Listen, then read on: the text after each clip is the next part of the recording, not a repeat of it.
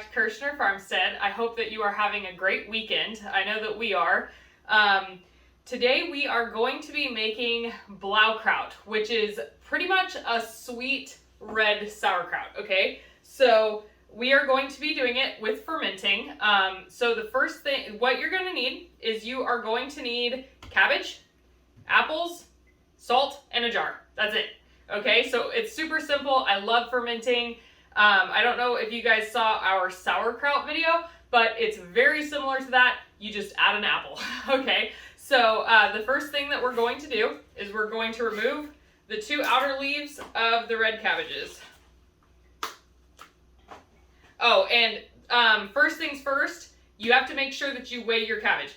I already weighed mine. I have 3.5 pounds. So you are going to do 2 teaspoons of salt for every pound of cabbage. So I'm going to have 7 teaspoons because I have 3.5 pounds of cabbage. And then we are going to take one more, and it's really important to weigh your cabbage because you don't want your sauerkraut to end up too salty, right? You don't want your Blaukraut to end up too salty, right? Okay, so we are going to reserve these. We're going to put them in this bowl over here. 1 leaf from each head that we're going to save, okay? Now we are going to cut them into quarters. And you can absolutely cut these by hand. I am going to use my food processor just to make it a little faster. Work smarter, not harder, right? But if you don't have a food processor, absolutely cut it thin or cut it as thick as you want to eat it, right? Man, I don't know about you guys, if you guys have tried to find red cabbages lately, but it actually took me 2 weeks to find red cabbages to do this video. It was ridiculous. I'm cutting these in half because my food processor, it has some safety features on it that make it a little harder to just shove the stuff down through it, which is good. You know, when you have kids around, you need some safety features on sharp objects, but at the same time, it's like, man, I miss the ones from the restaurants, that's for sure. Okay, so we are going to get these shredded.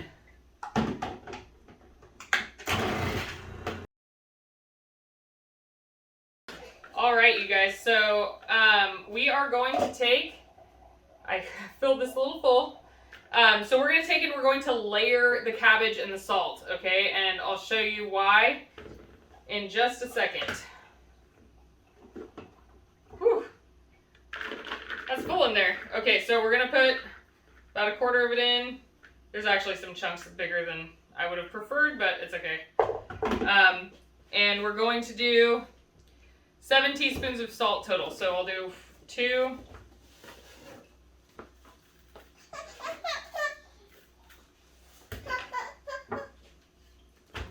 And then you're going to use a blunt object, preferably one that won't break. This is why I use plastic. I don't know if you guys saw the sauerkraut video. I used a plastic bin also because you're going to be beating the cabbage, okay? So what you're doing is you're going to bruise the cabbage so that it releases the liquid out of it. Salt pulls liquid out of things, right? So you put the salt onto the cabbage and it pulls out the liquid. When we put it in our jar, we are going to want the liquid to be up above the cabbage, right? So this is why you're going to bruise the cabbage, get the liquid out of it so that when you pack it into your jar, the liquid raises up above it. It doesn't take long to extract the liquid out of the cabbage. We're just going to do about 1/4 at a time so that we get it nice and bruised up. If there's some big pieces, just tear them into bite size, like what you would consider a bite-sized piece, right? If you like big chunks, if you want like big bite-sized pieces of cabbage, you can absolutely do that too. Okay, so we're gonna do 2 more teaspoons of salt. That's 4.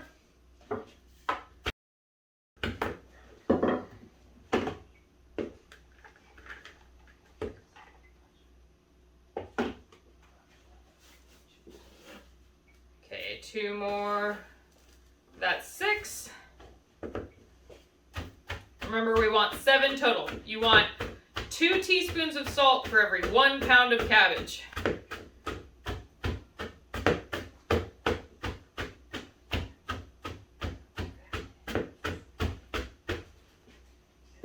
And then we're going to do the last of our cabbage. And our last teaspoon of salt.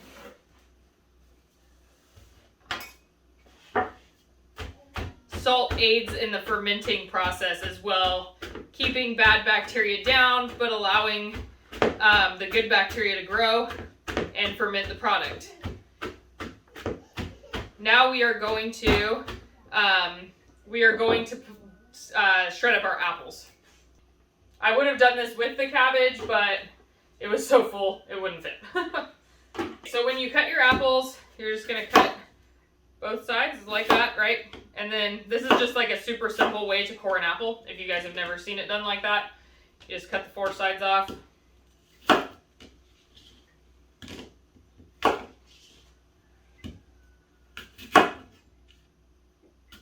You do not want the seeds to get into your ferment. So make sure you take those out, feed them to the pig or chickens or compost, whatever it is that you might do. All right, so the apples are kind of sliced, which you can shred them, you can slice them, you can do it however you want. The sugar in the apples is not only going to make the Blaukraut sweet, but it's also going to feed your fermentation process. So the sugar just helps aid in the growth of the good bacteria. And again, you're gonna pound it. There's actually a tool called a kraut pounder. I do not have one. It's very similar to this. It just has like a handle and it's shorter. But this works great. This is just a dowel style rolling pin. As you bruise and pound the cabbage, it's going to release more and more liquid, and then you're just gonna let it sit for a bit before we pack it into our jar.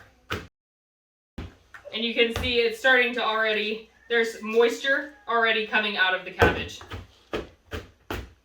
All right, you guys, so we have let the Blaukraut sit for probably about 45 minutes now. And to let the salt extract all the water out of it. We could probably let it sit for longer. These cabbages, like I was saying, they were really hard to find and they were kind of dry.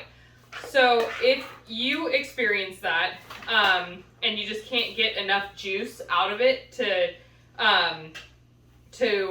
cover the Blaukraut when it's in the jar, what you're gonna do is you're gonna take a cup of water and a teaspoon of salt and you're gonna take a cup of water and a teaspoon of salt and you're going to make a brine, and you can add that to the top of it. Make sure that you use non-chlorinated water for this, because you don't want, the chlorine will kill your good bacteria that you're trying to ferment with. So that would be counterproductive.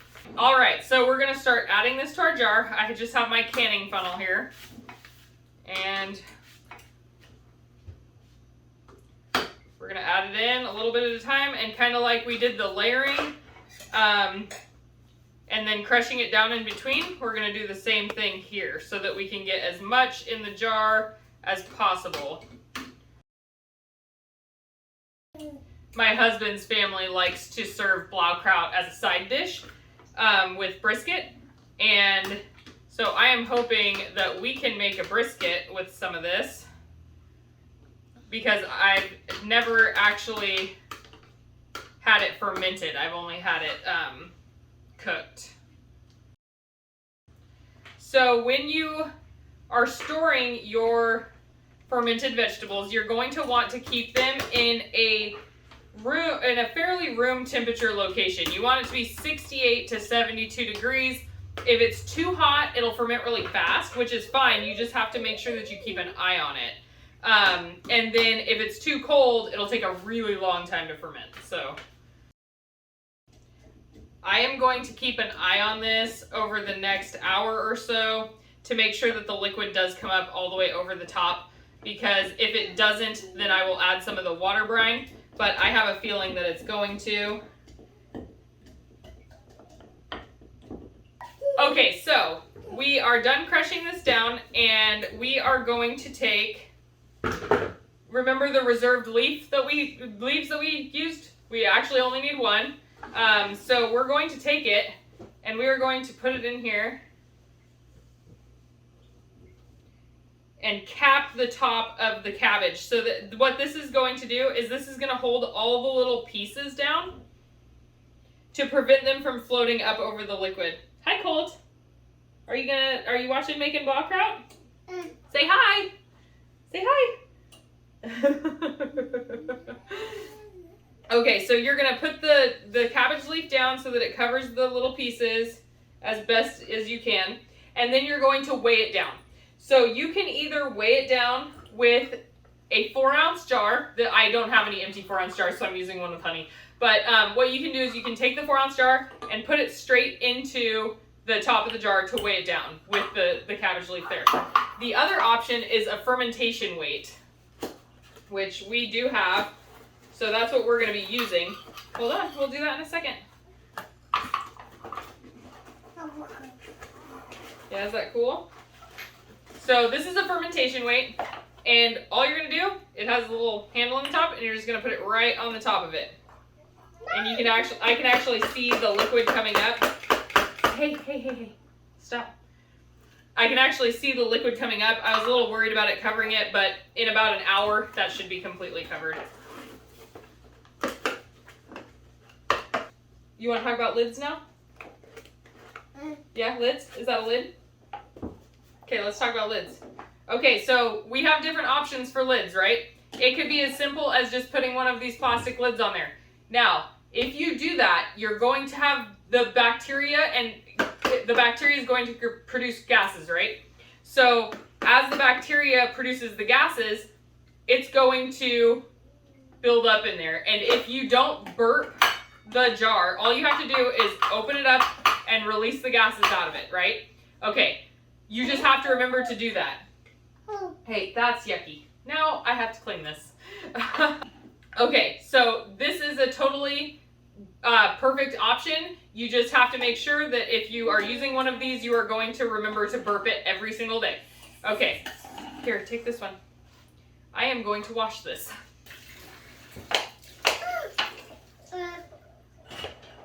So then your other option is a fermentation lid that he was just sucking on. Anyway, so the way that this works is it has, stop it, it has the little holes in the bottom of it, right? And you put this on,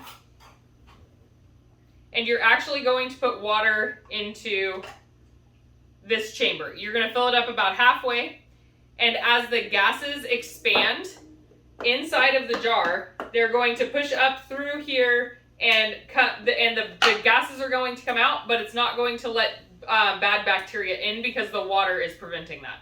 Now, no matter what kind of lid that you choose to use, you could still have some leakage from liquid coming out.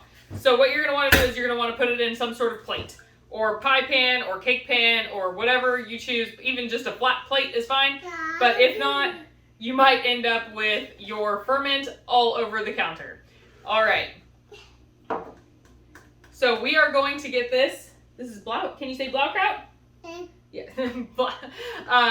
So we are going to put this in a cool, dark location for the next 3 to 10 days.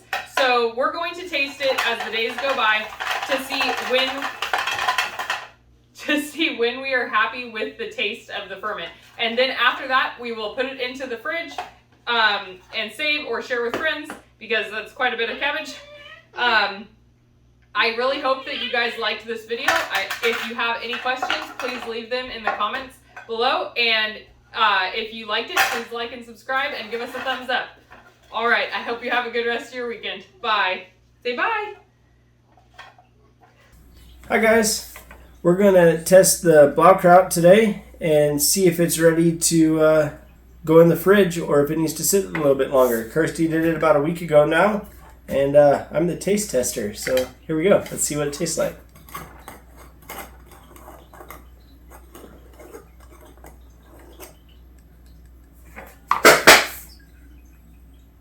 smells delicious. Here we go. We got to get the weight out of the way there. Let's see here. Oop. Alright. If you guys don't have these things are amazing. I know Kirsty went over it, but these weights and the water locks do amazing. So let's see what we got in here.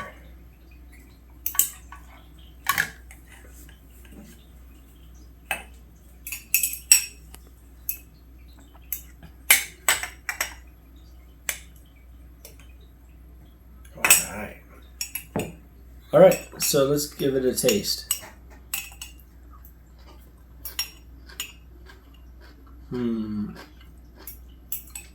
It's got good flavor. It's got a good bite of the cabbage. I think it could sit a little bit longer. I'd say another week. It needs some more sweetness. I think the fermentation process will bring that out. It's nice and crisp though, and it's got really good flavor. But yeah, I think another week of it sitting and it'll be good to go. We'll put it in the refrigerator. All right. Thank you guys for watching, and I hope you try this recipe out for the Blaukraut and let us know how it turns out. And if you haven't already, like and subscribe to Kirshner FarmStead. And yeah, have a good night.